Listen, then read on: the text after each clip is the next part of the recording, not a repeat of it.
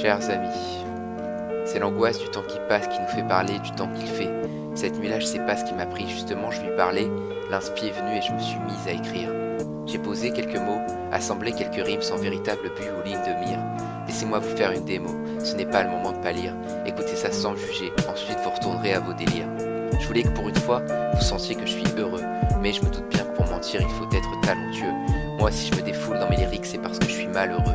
Slammer, c'est plus une façon de vous regarder droit dans les yeux. C'est plus la rançon d'un mois d'août passé à parler, à être peureux. Ça commençait pourtant bien à Lisbonne. Là-bas, on pensait même déjà à London. Mais lorsque j'essaye de vous retranscrire tous ces paysages, il y a comme une grosse tache d'encre qui s'immisce en milieu de page. L'albatros, l'aquarium, la pizzeria, j'en ai gardé quelques snaps. Mais de ce voyage, tout le reste m'échappe. Une masse noire de plus de 45 cm m'empêche de voir. Elle rend bien triste cette lettre et m'empêche d'y croire. Un seul sourire vous manque et tout est dénué de sens. J'ai vu frapper la malchance, rien n'est grave sauf la mort et la maladie. J'ai vécu cette nouvelle qui nous a tous refroidis. Et puis, vous savez, avant je n'attendais que le dessert. Maintenant je savoure chaque instant, c'est plus que nécessaire. Car il ne sera peut-être plus là pour mon 18e anniversaire. Pour lui, nous on sera toujours là, c'est à ça qu'on sert. En toute sincérité, je vous confie ces vers. Car il a passé chaque instant à orchestrer ce mélodieux concert qu'il souhaite voir perdurer à la suite de son odieux cancer.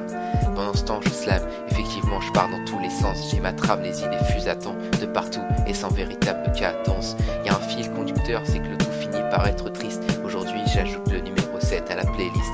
Je prends le stylo, les syllabes deviennent des faux, elles emportent les mots, évite le chaos. Quant à mon père, j'espère qu'il ne souffrira pas trop avec la chimio. J'espère qu'il luttera pour que ses abdominaux ne finissent pas KO. Ma mère craque, je vide mon sac, je claque tout ce que j'ai sur la conscience. Je passe à l'attaque, l'inspiration est aussi simple qu'une relation longue distance. Je joue à être ironique, elle s'en branle et me nique. La vie, elle impose son avis, me tombe dessus sans préavis. Je crois y avoir mis du sens, mais quand je me relis, je vois que l'ensemble est bancal, c'est une véritable chienlit. Avec le temps, je m'aperçois que ça n'a plus aucun charme, que ma production initiale, il n'en reste que des traces. À travers quelques larmes, je constate que bien trop vite le temps passe. Au départ, je voulais juste vous écrire un texte heureux, mais je baisse les armes. Ce n'est pas vraiment l'heure, eux ne peuvent pas le comprendre.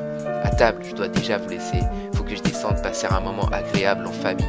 Je vais poser quelques vers avant d'y aller, vous expliquer pourquoi j'ai voulu slammer. Je vous le dois bien, après tout, cette lettre est pour des amis. J'en connais parmi vous qui ont beaucoup subi à cause des erreurs, de certains qui ont dit la vérité parce qu'il faut respecter ou avaient peur, et ont fini par causer des peines de cœur.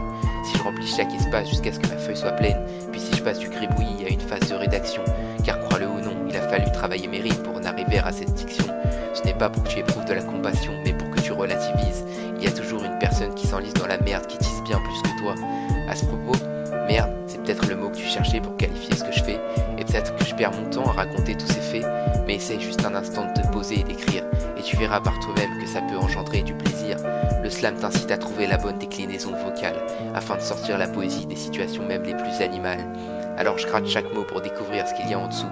Le soir j'analyse les phrases parfois jusque tard dans la nuit, dans des phases d'évasion qui me sortent de l'ennui. Et puis j'enregistre mes textes pour voir ce que ça donne, j'essaye de ne pas trop en faire des tonnes. Je fais pas ça dans un studio mais avec mon vieux micro-casque à dessous. T'entends bien que le son est bof. Peu importe, mon flow est mou mais dans le fond je m'en fous. Le slam est venu à moi et c'est ma thérapie pour ne pas devenir fou.